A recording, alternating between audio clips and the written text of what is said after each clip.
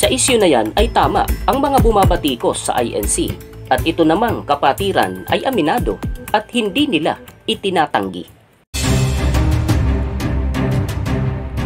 Ibig ko po muna sana na bigyang pansin ang request na nababasa ninyo sa screen na ipinost ni user HI8FB3QV5P na kung pwede raw ay talakayin natin kung bakit patuloy pa rin sa pagpapagawa ng kapilya ang INC at bakit daw pati simbahan ng ibang relihiyon ay binibili rin ng INC. Salamat po sa inyong komento. Napakaganda po ng inyong mga katanungan at salamat po sa pagtitiwala. Sa inyo pong kaalaman ay mayroon po akong 7 episodes tungkol po sa pagtatayo ng kapilya ng INC. Maaari po ninyong mapanood, i-browse lang po ang channel na ito at inyo pong makikita ang mga iyan. Sinasagot po ng mga iyan ang inyong tanong at doon naman sa kung bakit pati simbahan ng ibang relihiyon ay binibili rin ng INC ay maaari rin po ninyong panoorin ang episode na nakikita po ninyo sa screen. Subalit ito po ang aking mahalagang payo sa inyo. Maghanap po kayo ng kapatiran sa INC o kaibigan kaya na INC para po masamahan kayo sa kanilang ministro na higit na makapagpapaliwanag po sa inyo tungkol sa inyong katanungan. Kung wala po kayong mahanap na kapatiran ay pwede po kayong pumunta kahit kayo lang po. Kahit saang kapilya nila at sabihin po ninyo ang inyong sadya. Yan po ang inyong pinakamagandang magagawa. Salamat po. Tungkol naman po sa tanong na kung bakit walang sariling Biblia ang INC, ay mayroong mahahalagang tanong na kaugnay niya na dapat din pong malinawan. Halimbawa po, number 1, totoo ba na walang sariling Biblia ang INC? Number 2, kung totoong wala, bakit naman? Number 3, at kung wala nga, anong Biblia ang gamit nila? Sino-sino ang nagsalin? Anong relihiyon? Sana po ay nasusundan po ninyo mga kababayan. Unahin na po natin yung totoo ba na walang sariling Biblia ang INC. Linawin po natin na pagka sinabing walang sariling Biblia ay walang sariling isinalin na Biblia. Hindi sila gumagamit ng version ng Biblia na sila mismo ang nagsalin. Totoo ba yun? Totoo ba na walang sariling isinalin na Biblia ang INC? Baka naman, akusasyon lang yan sa Iglesia ni Cristo. Kung ang sasagot niyan ay si Esperidion Abella, na sabi nga niya ay karaniwang kaanib lang siya sa INC, ay dinerecho na niya. Ayan, nababasa po ninyo. Wala kaming sariling salin. Yan po ang sabi niya. Kung ang sasagot naman yan ay ministro nila, yung mga evangelist nila, yung mga tagapagturo nila, ganun din po ang kanilang isasagot. Sigurado po ako dyan. Wala po. Wala pong Biblia ang INC na sila mismo ang nagsalin. Kaninong Biblia ang ginagamit nila sa pangangaral? Wala pala silang version na sarili nila. Bakit may ginagamit sila? Kaninong Biblia yon? May sagot dyan si Bersi Pareha. Basahin nga po natin. Wala po kami sariling Biblia. Kung ano ang Biblia nyo, Biblia din namin. So malinaw po yun, Kaya yung mga nakikita po ninyo na mga Biblia na yan ay mga Katoliko o kaya ay mga Protestante po ang nagsalin. Meron namang mga version na nagtulong ang mga Katoliko at Protestante sa pagsasalin. Pinagtulungan nila ang pagsasalin. Meron naman ay iba't ibang individual at relihiyon ang nagsalin. Ang mga yan po ang ginagamit ng INC na Biblia.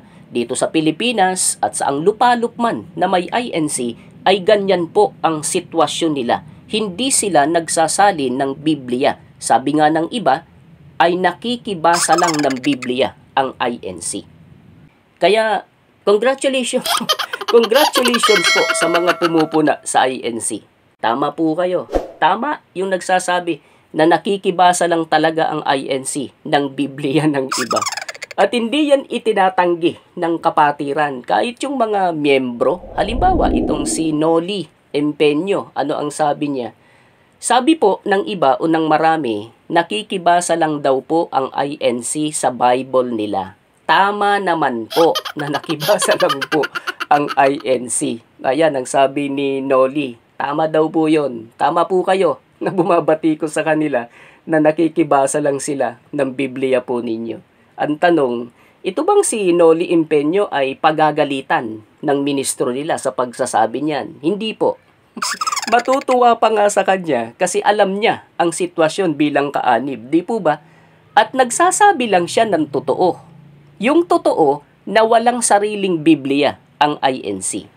Ang tanong ay bakit naman? Yan ang tanong na dapat na masagot. Gusto ko lamang pong linawin na ang maririnig o mababasa po ninyo na sagot ay batay lamang po sa mga komento na naipost sa channel na ito. At yung sasabihin ko naman ay opinyon ko lamang batay sa aking nauunawaan sa pag-aanalisa ng sitwasyon. Ang INC pa rin po ang makapagbibigay sa inyo ng opisyal nilang kasagutan.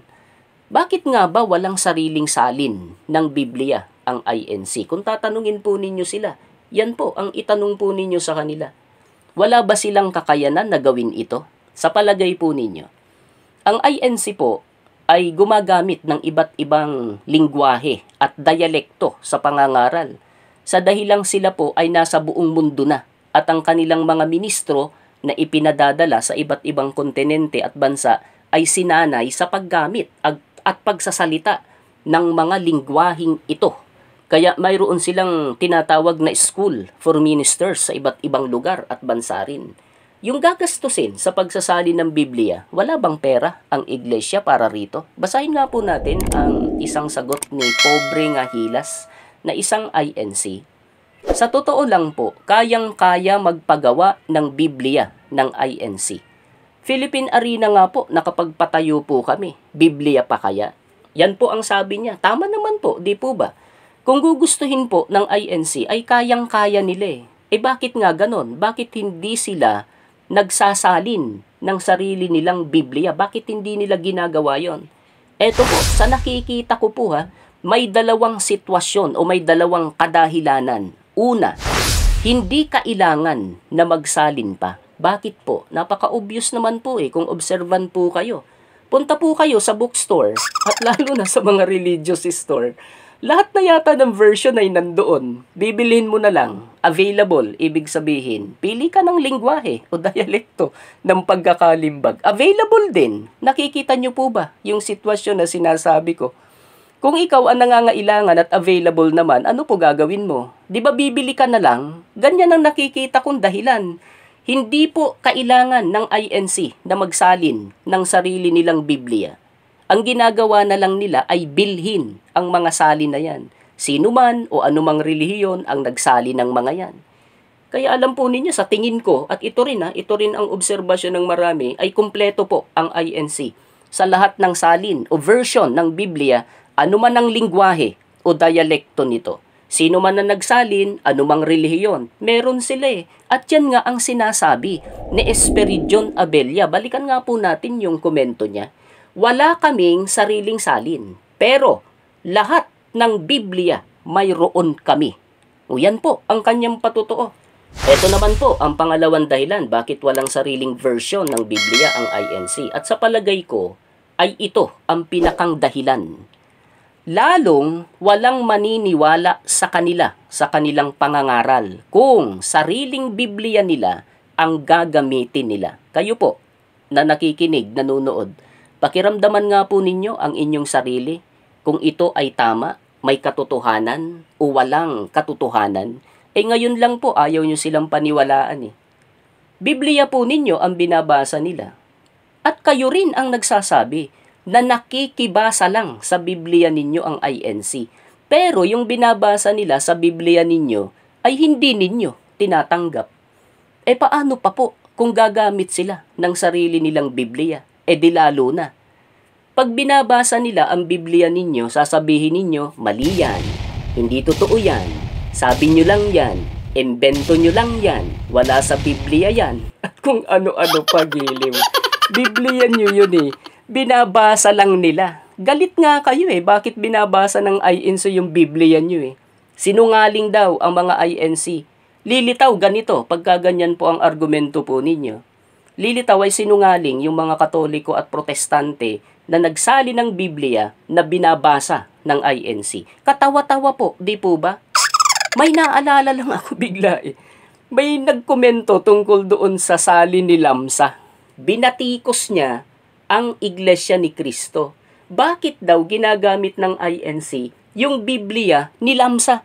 Samantalang, hindi naman daw kanila yon. Ganon? Ano gustong palitawin? Kanya-kanyang Bible? May batas ba kayong alam na bawal gumamit ng Bible ang anumang relihiyon na hindi siya ang nagsalin? Wala po. Wala pong ganong batas sa isang normal na lipunan. Bakit ka nagsali ng Biblia? Yan ang isang tanong. Para lang ba sa sarili mo? Bakit mo ibinenta? Yan ang pangalawang tanong. For sale, pero bawal basahin. Ano yon? Weirdo, di po ba?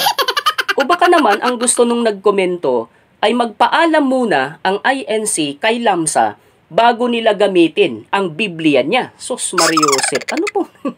Bakit ganon? Yung ibang ang organisasyon ay namimigay pa ng Bible eh. At ang sabi ay basahin daw.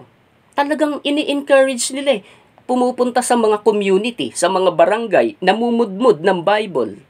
Sinabi ba nila? Sila na mga nabigay na pag binasa mo yan ay mali yung babasahin mo ha. Pero pag kami ang nagbasa niyan ay tama kasi amin yan eh. Ganun po ba yon? Ganun po ba lilitaw ang mga pangyayaring ito? Eto pa, bakit ganon kapag kayo ang nagbasa ng Biblia ninyo para sa inyo ay tama yung binabasa ninyo? Kapag ang INC ang nagbasa ng Biblia ninyo ay mali ang binabasa nila, bakit ganon? Nasaan ang hustisya? Nasaan po ang hustisya? Sabi nga, di po ba? Kaya hindi nyo masisisi ang INC na wala silang sariling Bible na isinalin. Hindi sila nagsasalin ng sarili nilang version. Kahit po, kayang-kaya nila. Dahil po dyan, kayo po ang inaalala nila. Relax lang po kayo. Chill-chill lang, sabi nga po, di ba? Kaya itong si Kadamyan at ang kapatiran, masaya po sila eh. At relax na relax lang sila. Sa mga salin po ng Biblia na nabili nila, na isinalin ng iba't ibang relihiyon. Kayo po na bumabati ko sa kanila. Kayong mga nagsalin eh, binili nila, nako, ang saya po nila sa mga binili po nilang version. Lalo na po yung mga isinalin ng mga Katoliko at Protestante. Ano ang malinaw na katotohanan sa paggamit ng INC sa mga isinaling Biblia ng ibang relihiyon, lalo na ng mga Katoliko at Protestante? At paano nakatutulong sa kanilang pangangaral ang paggamit ng mga ito? Shout out kay JP Escoto, lalo na sa ministro nila na si Kafred Rigor at sa lahat ng kapatid sa Helsinki, Finland, lalo na sa GWS Vantaa. Shout out kay Abel Batin at sa lokal ng Guadalupe, distrito ng Makati, lalo na po sa kagawaran ng SCAN. Ganon din kay Benny Liwanag at kila Kuya June at Ate Rocky de la Cruz. Salamat po sa inyong palagiang pagsuporta. Shout out kay Official Abrio sa lokal ng F. Manalo, Cavite at sa may hawak sa purok nila na si Kateo. Shout out din kay Rodrigo Kuya mula sa lokal ng SSS Distrito ng MME, kay Roderick De Jesus at sa mga taga-lokal ng Barangka, Marikina, Metro Manila East. Shout out kay Ka Richard at Mabel Gugma sa lokal ng Alabang, Metro Manila South mula kay Mr. Love. Shout out kay Hanky Donkey sa lokal ng Mandawi City. Pagbati kay Lenore Mapal at sa lokal ng San Vicente, distrito ng Camarines Norte. Ganon din kay Architect 101. Kumusta na po kayo? Pinababati ni Carmelino Giao ng happy birthday si kapatid na Nards Flamenco, Pangulong Diakono sa lokal ng Toronto. Maligayang kaarawan po sa inyo. Shout out sa lokal ng Malvar, Batangas at sa mga may tungkulin mula naman kay Alex Nagrampa. Happy viewing po sa inyo. Pagbati rin sa lokal ng Bonbon, distrito ng Cagayan de Oro, Misamis Oriental mula kay Pobre Nga Hilas. Shout out din natin ang pamangkin ni Domingo Bautista na si Aliw na nandyan sa bansang Sweden. Kumusta po naman dyan? Shout out kay Marisa Don Diego at sa taga-lokal ng Palange, distrito ng Cavite, sa katuwang na destinado na si kapatid na Sedi Orsehola at sa kanyang may bahay na si kapatid na Jameline Orsehola at sa kanilang mga cute na anak, Kaden Jace at Jaden Caleb. Maligayang panunood po sa inyong lahat dyan. Shout out sa asawa ni Mareni na si Aiza Riza Marzan Maramara sa lokal ng Farwania 2, distrito po ng Kuwait. Ingat po kayo dyan. Shout out din natin si Ros Santiago. Happy viewing sa'yo. Batiin natin si Carmelita Rodriguez at ang mga kapatiran dyan sa lokal ng Kulyat, Panghayaan, GWS, Distrito ng Batangas. Salamat din po sa suporta sa aking channel. Pagbati ka user JH60 dyan naman sa Quezon, Isabela West. At syempre ay kay Roxanne Rosas. Kumusta ka na? Diyan naman sa Pilar, Bataan. Salamat sa iyong komento. Muli po ay salamat sa inyong suporta at abangan po sana ninyo ang susunod nating episode.